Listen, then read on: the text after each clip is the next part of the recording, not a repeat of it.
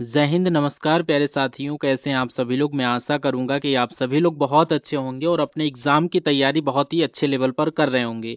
जैसा कि आप सभी को पता है, अब आपके एग्जाम में टाइम बहुत कम बचा हुआ है, इसीलिए इस क्लास को मैंने बहुत ही इंपॉर्टेंट रूप से रखा है, क्योंकि आज के इस क्लास में एमपी हॉस्पिटल असिस्टेंट एग्जाम जो आपका 24 जून को लगा हुआ है, उसके लिए टॉप इंपॉर्टेंट क्वेश्चंस को लेकर आए हैं। ये सभी ऐसे क्वेश्चन हैं जो आपके मध्य प्रदेश के एग्जाम में कहीं ना कहीं पूछे गए क्वेश्चन है, यानी बार बार पूछे गए सेलेक्टेड इंपॉर्टेंट क्वेश्चन है। इसलिए आप लोग इस क्लास को पूरा कंप्लीट वॉच करिए और आज के इस क्लास में दिए जाने वाले एक एक क्वेश्चन को अच्छे से तैयार कर लेना, क्योंकि अब टाइम बहुत कम बचा हुआ है और इस टाइम में आपको अपना पूरा एफर्ट लगाना है।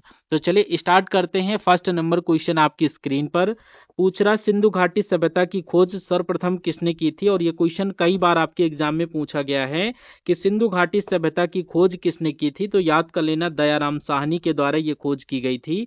Correct answer option number B, अच्छे से याद कर लेना। ये पीवाईक्यू यानी प्रीवियस ईयर क्वेश्चन के अकॉर्डिंग बनाया गया है, आप लोग समझ सकते हैं ये मध्य प्रदेश के एग्जाम में पूछे गए क्वेश्चन है। और नेक्स्ट क्वेश्चन देखिए, आप सभी लोग कह रहा है सत्यमेव जयते किस उपनिषद से लिया गया है, नाम बताइए। तो सत्यमेव जयते की बात चल रही है, ये मुंडकोप उपनिषद से लिया गया है। आपका right answer option number B बनेगा। ऑप्शन नंबर बी को लॉक कर देना। आंसर को लॉक करते चलना और लास्ट में ये स्कोर कार्ड बताना आपका कितना क्वेश्चन सही गया है आज के सेशन के माध्यम से। अगर आज के सेशन के माध्यम से आपका 35 से 40 तक का कोई स्कोर कार्ड जा रहा है, तो आप समझ के चलिए आपकी तैयारी अच्छी है, सिलेक्शन आपका होने वाला है एमपी हॉस्पिटल असिस्टेंट के पद पर। क्वेश्चन में कह रहा गौतम बुद्ध का जन्म कहाँ हुआ था, तो याद कर लेना 563 ईसा पूर्व में इनका लुम्बिनी नेपाल में ये जन्म हुआ था। Correct answer option number B के साथ कर दीजिएगा। और नेक्स्ट क्वेश्चन की तरफ बढ़िए, पूछ रहा है कि मोहनजोदड़ो का अर्थ क्या है। मोहनजोदड़ो के अर्थ की बात किया जाए प्यारे साथियों, तो आप लोग क्या बताएंगे। इसको बोलते हैं मृतकों का टीला, यानी ऑप्शन नंबर ए आपके क्वेश्चन का करेक्ट आंसर बनेगा। 4 नंबर क्वेश्चन का correct answer option A. Next, Sindhu सभ्यता किस युग से संबंधित है, बताइए। ये भी बहुत ही मोस्ट इंपॉर्टेंट क्वेश्चन है। अगर आपसे सिंधु सभ्यता पूछा जा रहा है किस युग से संबंधित है, तो याद कर लेना ये कांस्य युग से संबंधित है।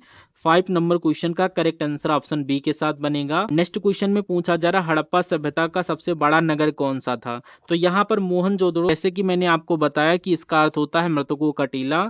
6 का करेक्ट आंसर ऑप्शन सी को लॉक कर देना। और नेक्स्ट क्वेश्चन का करेक्ट आंसर बताइए कि सिंधु सभ्यता के लोग किस धातु से परिचित नहीं थे।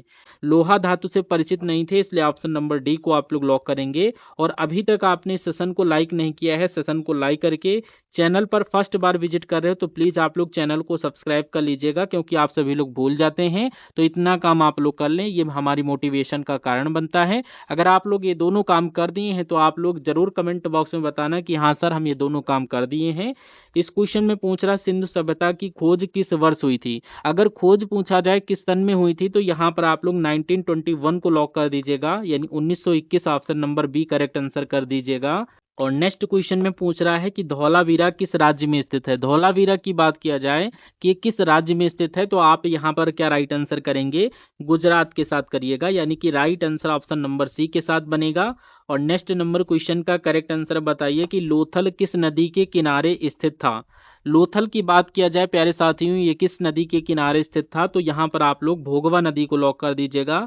ये पड़ता कहाँ पर है, तो याद कर लेना ये गुजरात राज्य में पड़ता है, बात याद कर लेना, इंपॉर्टेंट क्वेश्चन है। और नेक्स्ट क्वेश्चन आपकी स्क्रीन पर आपसे पूछा जा रहा है कि हड़प्पा सभ्यता का ऐसा कौन सा स्थल है जो हरियाणा में स्थित है, नाम बताइए। तो 11 का करेक्ट आंसर आप लोग यहाँ पर बनावली को करिएगा, यानी ऑप्शन नंबर बी आपके क्वेश्चन का बिल्कुल सही आंसर बनेगा। नेक्स्ट नंबर क्वेश्चन का करेक्ट आंसर आप लोग बताइए। क्वेश्चन में पूछा जा रहा आर्यों का सबसे प्राचीन ग्रंथ कौन सा है, इन ऑप्शंस में से बताइए। आर्यों का सबसे प्राचीन ग्रंथ पूछा जाए तो आप लोग ऋग्वेद को लॉक कर दीजिएगा, option number C correct answer बनेगा। और नेक्स्ट नंबर क्वेश्चन का करेक्ट आंसर बताइए, गायत्री मंत्र किस वेद में मिलता है। यहाँ पर आप लोग ऋग्वेद को लॉक करिएगा, correct answer option number A के साथ करिएगा। एक एक क्वेश्चन को हमारे साथ बोलते बोलते तैयार करते चलिए। और नेक्स्ट नंबर क्वेश्चन में पूछ रहा है कि ऋग्वेद में किस नदी का सर्वाधिक उल्लेख मिलता है, नाम बताइए। तो ऋग्वेद में मेरे भाई यहाँ पर सरस्वती नदी का सबसे ज्यादा उल्लेख मिलता है। करेक्ट आंसर आप लोग ऑप्शन नंबर सी को लॉक कर देना, यानी कि यहाँ पर सरस्वती नदी का ज्यादा उल्लेख मिलता है ऋग्वेद में, इसलिए option number C correct answer बनेगा। नंबर क्वेश्चन देखिए, पूछ रहा सभा और समिति का उल्लेख किस वेद में मिलता है। सभा और समिति का उल्लेख अगर आपसे पूछा जाए प्यारे साथियों, तो आप लोग ऋग्वेद को लॉक कर देना। 15 का correct answer option number A बनेगा। और इसको हम लोग पढ़ते किस काल में हैं तो याद कर लेना, वैदिक काल में इसको पढ़ते हैं। इंपॉर्टेंट टॉपिक है इसलिए इसको याद कर लेना। इन चीजों को आप लोग पढ़ लेना क्योंकि यहाँ से क्वेश्चन आपके एग्जाम में देखने को मिलेगा। नेक्स्ट, सामवेद का संबंध किससे है? सामवेद का संबंध अगर आपसे पूछा जाए, संगीत को लॉक कर देना। सामवेद सा से संगीत और सा से सामवेद, यानी कि option number B right answer बनेगा। नेक्स्ट क्वेश्चन देखिए, उपनिषदों की संख्या परंपरागत रूप से कितनी मानी जाती है? संख्या बताइए।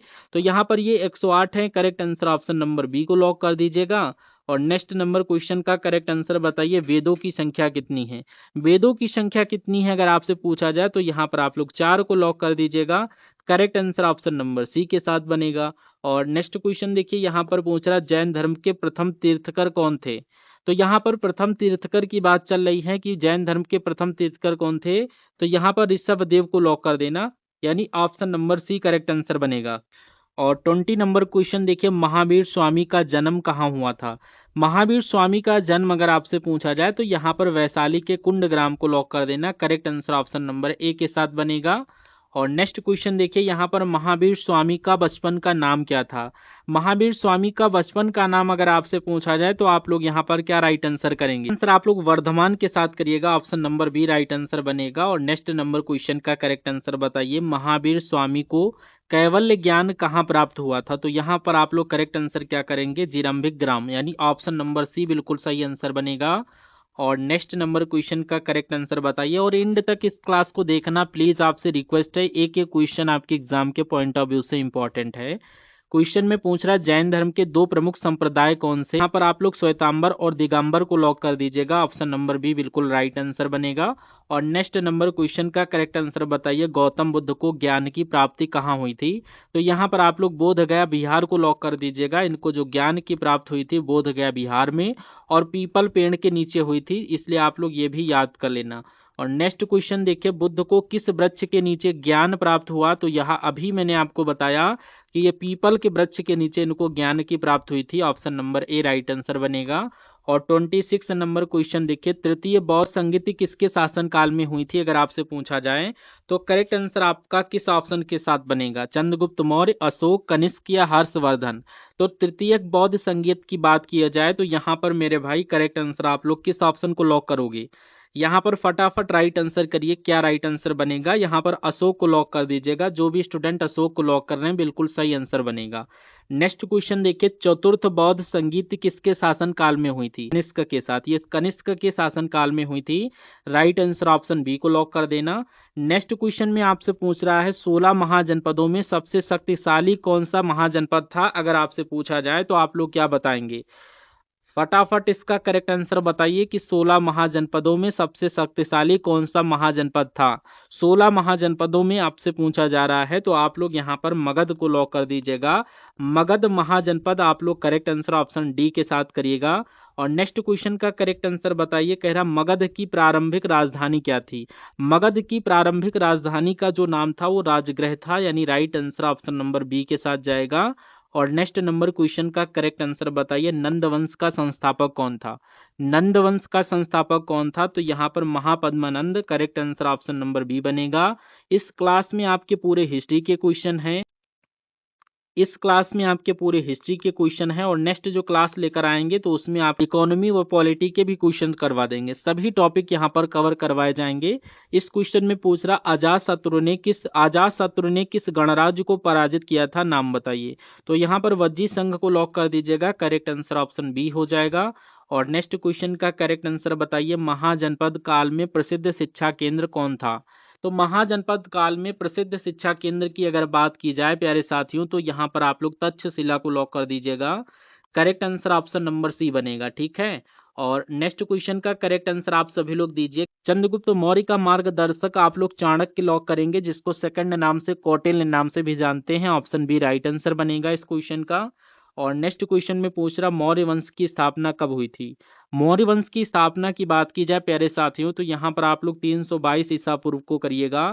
Correct answer option number A बन जाएगा। और नेक्स्ट नंबर क्वेश्चन का करेक्ट आंसर बताइए, चंद्रगुप्त मौर्य ने किस अंतिम नंद शासक को पराजित किया था, नाम बताइए। तो चंद्रगुप्त मौर्य ने किस अंतिम नंद शासक को यहाँ पर पराजित किया था, तो आप यहाँ पर क्या राइट आंसर करेंगे, धनानंद, यानी ऑप्शन नंबर सी धनानंद आपके क्वेश्चन का बिल्कुल सही आंसर बनेगा। नंबर क्वेश्चन का करेक्ट आंसर बताइए, मेगास्थनीज द्वारा लिखित पुस्तक का नाम बताइए। तो आपने इंडिका नामक पुस्तक पढ़ी होगी जो कि मेगास्थनीज के द्वारा लिखी गई पुस्तक थी। करेक्ट आंसर ऑप्शन बी बनेगा। नेक्स्ट क्वेश्चन आप लोग देखिए, इसका करेक्ट आंसर बताइए। और अभी तक आपने इस क्लास को लाइक नहीं किया तो लाइक कर दीजिएगा। चैनल पर न्यू विजिट कर रहे हैं तो प्लीज चैनल को भी सब्सक्राइब कर लीजिएगा। तो इस क्वेश्चन में पूछ रहा कौटिल्य द्वारा रचित ग्रंथ कौन सा था या कौन सा है, तो यहाँ पर आप लोग अर्थशास्त्र नामक आप लोग ग्रंथ पढ़े होंगे जो कि correct answer option number B में मेंशन किया गया था। और नेक्स्ट देखिए, मौर्य साम्राज्य का अंतिम शासक कौन था।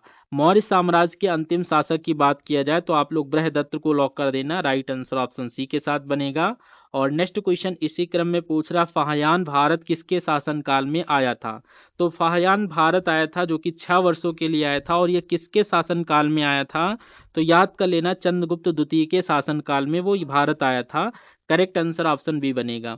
और नेक्स्ट क्वेश्चन में पूछ रहा फाहियान किस देश का यात्री था। तो यहाँ पर आप लोग चीन को लॉक कर देना, ये चीनी यात्री था। करेक्ट आंसर ऑप्शन बी बन जाएगा। और नेक्स्ट क्वेश्चन देखिए, गुप्त काल को और किस नाम से जाना जाता है। गुप्त काल को हम लोग जानते हैं स्वर्ण युग के नाम से, यानी option number B correct answer बनेगा। जिस लोग हम लोग सिंधु सभ्यता को कांस्य युग के नाम से जानते हैं, इसी तरीके से गुप्त काल को स्वर्ण युग के नाम से भी जानते हैं। और नेक्स्ट क्वेश्चन में पूछ रहा नालंदा विश्वविद्यालय की स्थापना किसने की थी।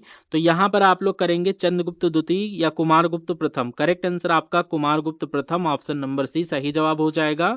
और यहाँ पर एक बात और बताइए कि विक्रमशिला विश्वविद्यालय की स्थापना किसने की थी, वह किस सन में की थी। ये आप लोग करेक्ट आंसर फटाफट कमेंट बॉक्स में बताइए किसने ये स्थापना की थी। और नेक्स्ट नंबर क्वेश्चन का करेक्ट आंसर बताइए, आप सभी से पूछ रहे हैं कि आर्यभट्ट किस क्षेत्र से संबंधित थे। आर्यभट्ट किस क्षेत्र से संबंधित थे, फटाफट आप लोग करेक्ट आंसर करिए कि आर्यभट्ट किस क्षेत्र से संबंधित थे। तो यहाँ पर आप लोग क्या राइट आंसर कर रहे हैं, गणित एवं खगोल शास्त्र राइट आंसर कर रहे हैं, तो बिल्कुल सही आंसर आपका बन जाएगा। नेक्स्ट नंबर क्वेश्चन का करेक्ट आंसर बताइए, हर्षचरित ग्रंथ के लेखक कौन है। तो यहाँ पर ग्रंथ की बात किया जाए हर्षचरित की, तो यहाँ पर आप लोग बाणभट्ट का नाम सुने होंगे। करेक्ट आंसर ऑप्शन बी के साथ बनेगा। और इस क्लास के बाद आपको एक और क्लास देखने को मिलेगी अभी, तो इसलिए आप लोग चैनल को सब्सक्राइब करके रखना है। इसलिए चैनल को आपको सब्सक्राइब करके बेल आइकन को ऑन करके रखना है। और जितनी भी क्लासेस आपकी अभी तक करवा दिए हैं एमपी हॉस्पिटल असिस्टेंट एग्जाम की, उन सभी क्लासेस को आप लोग देख लीजिएगा। वेरी मोस्ट इंपॉर्टेंट क्लासेस हैं ये सभी, आपके एग्जाम में क्वेश्चन यहाँ से देखने को मिलेंगे। नेक्स्ट, हर्षवर्धन के समय आयोजित कन्नौज सभा की अध्यक्षता किसने की थी। तो आप लोग हिंसांग को लॉक कर देना, right answer option number B बनेगा। नेक्स्ट, भारत में गुलाम वंश की स्थापना किसने की थी। तो अगर गुलाम वंश की स्थापना पूछी जाए कुतुबुद्दीन ऐबक को लॉक कर देना, option number B right answer बनेगा। और अगर आपसे ये पूछा जाए कि कुतुब मीनार का निर्माण किसने किया था, आप लोग कमेंट बॉक्स में बताइएगा। और नेक्स्ट क्वेश्चन में पूछ रहा लोधी वंश का संस्थापक कौन था। लोधी वंश के संस्थापक की बात किया जाए तो आप लोग बहलोल लोधी को लॉक कर देना, राइट आंसर ऑप्शन सी बनेगा। और नेक्स्ट क्वेश्चन इसी क्रम में आप लोग देखिए, कह रहा तराइन के द्वितीय युद्ध 1192 में किसकी विजय हुई थी। यानी कि जो कि आपका 1192 में हुआ था, इसमें किसकी विजय हुई थी ये आपसे पूछा जा रहा है। तो 50 नंबर क्वेश्चन का करेक्ट आंसर आप लोग मोहम्मद गौरी को लॉक कर दीजिएगा, करेक्ट आंसर ऑप्शन सी बन जाएगा।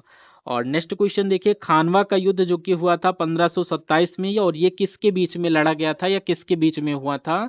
तो ये आप लोग करेंगे किसके किसके बीच के साथ, करेक्ट आंसर फटाफट आप लोग कमेंट बॉक्स में राइट आंसर करिए। तो 51 नंबर क्वेश्चन का करेक्ट आंसर आप लोग बाबर और राणा सांगा के बीच करिएगा, right answer option number B के साथ बनेगा। नेक्स्ट, हुमायूं के पिता कौन थे। अगर हुमायूं के पिता का नाम आपसे पूछा जाए भाइयों, तो यहाँ पर आप लोग बाबर को लॉक कर देना, right answer option number B Babur बिल्कुल सही आंसर बनेगा। नेक्स्ट, पानीपत का प्रथम युद्ध कब हुआ था, अगर आपसे पूछा जाए प्रथम युद्ध, तो ये आप लोग लॉक कर दीजिएगा। 3 नंबर क्वेश्चन का करेक्ट आंसर 1526 बनेगा, यानी कि right answer option number A के साथ जाना चाहिए। क्वेश्चन में आपसे पूछ रहा है बीजक किस संत की रचना है। अगर आपसे पूछा जाए ऑप्शन में तुलसीदास, कबीर, सूरदास, रविदास दिया गया है। करेक्ट आंसर फटाफट फटाफट बताइए। तो बीजक की अगर बात चल रही है तो यहाँ पर आप लोग क्या राइट आंसर करेंगे? संत की रचना है, तो याद कर लेना बीजक जो है ये कबीरदास की रचना है। Correct answer option number B के साथ बनेगा। और अगर ऐसे पूछा जाए कि बीजक के रचयिता कौन है, तो आप लोग कबीरदास को लॉक कर देना। नेक्स्ट, रामचरितमानस के रचयिता कौन है? तो ये तुलसीदास जी के साथ कर दीजिएगा। और सूरसागर पूछा जाए तो यहाँ पर सूरदास के द्वारा कर दीजिएगा। विनय पत्र का तुलसीदास जी की है। नेक्स्ट क्वेश्चन में पूछ रहा सूरसागर के लेखक कौन है? तो यहाँ पर आप लोग सूरदास को लॉक कर देंगे, जैसा कि मैंने आपको बताया। नेक्स्ट, सिख धर्म के संस्थापक कौन थे? आप लोग फटाफट देखिए, करेक्ट आंसर बताइए। तो यहाँ पर सिख धर्म की बात चल रही है। इसके संस्थापक जो हैं, सिख धर्म के संस्थापक जो हैं गुरु नानक देव हैं। Option number C correct answer बनेगा। और नेक्स्ट क्वेश्चन में पूछ रहा है 1857 के विद्रोह की शुरुआत कहाँ से हुई थी? 1857 के विद्रोह की बात चल रही है, इसकी शुरुआत मेरठ से हुई थी। Correct answer option number B के साथ बनेगा। नेक्स्ट क्वेश्चन में पूछ रहा है 1857 के विद्रोह का तात्कालिक कारण क्या था? ये आप लोग कमेंट बॉक्स में बताइएगा। और भारत का प्रथम वायसराय कौन था? ये वेरी मोस्ट इंपॉर्टेंट क्वेश्चन है, आप लोग इसका करेक्ट आंसर हमें दीजिए। भारत का प्रथम वायसराय कौन सा था? भारत का प्रथम वायसराय कौन था? Correct answer option number A के साथ बनेगा। तो आज के इस क्लास में टॉप लेवल के 59 क्वेश्चन थे। और इन क्वेश्चंस में से आपके कितने क्वेश्चन सही हुए आप लोग कमेंट बॉक्स में बताइएगा। तो आप सभी लोग कमेंट बॉक्स में कमेंट करिएगा। जो भी टॉपिक आपका वीक हो वो आप लोग कमेंट कर दीजिएगा। उसमें सभी जितने वेरी मोस्ट इंपॉर्टेंट उस टॉपिक से बन रहे होंगे सभी क्वेश्चन आपको करवा देंगे एज अ रिवीजन। तो आप लोग कमेंट बॉक्स में कमेंट कर दीजिएगा। अब ज़्यादा टाइम बचा नहीं है, तो आप लोग जितना कमेंट करेंगे आप लोग कमेंट जरूर करिएगा, ठीक है। और अगर किसी टॉपिक में डाउट है आप लोग वो भी कमेंट बॉक्स में बताइएगा। हम सभी लोग मिलते हैं नेक्स्ट आने वाले सेशन में। और ये क्लास आपको कैसा लगा कमेंट करके बताना। हम सभी लोग मिलते हैं नेक्स्ट आने वाले सेशन में। तब तक के लिए जय Hind. Thank you for watching this session.